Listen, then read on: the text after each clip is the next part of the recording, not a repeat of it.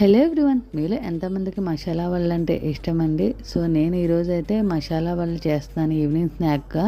మరి రియాన్ష్కి అయితే full cold చేస్తుందండి, కొంచెం స్పైసీగా తినాలనిపిస్తుంది కదా, అందుకని ఈ స్నాక్ అయితే చేస్తున్నాను.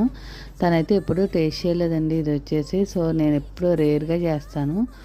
ఈ మసాలా వడల కోసం అయితే శనగపప్పు ముందుగానే 2 or 3 టైమ్స్ అయితే వాష్ చేసుకుని నానబెట్టుకున్నాను.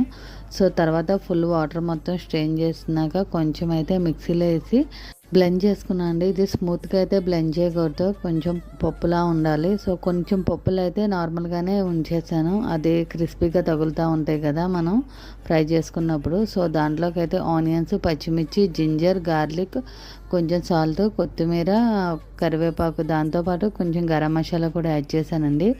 ఇంకా వాటర్ ఏమీ యాడ్ చేయనక్కర్లేదు, మనం దాన్నే బాగా కలిపేసుకుని ఇట్లాగా వడల కింద వేసేసుకుంటామేనండి. సూపర్ టేస్ట్ వచ్చింది ఈరోజు, అందరూ కూడా చాలా బాగా తిన్నారు.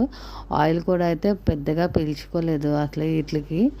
సో నాకైతే చాలా బాగా నచ్చింది. ఇందులో కాంబినేషన్ కింద అయితే టమాటా కెచప్ అయితే వేసుకున్నాం, దాంతో కూడా అయితే చాలా బాగున్నాయి. Thank you, bye.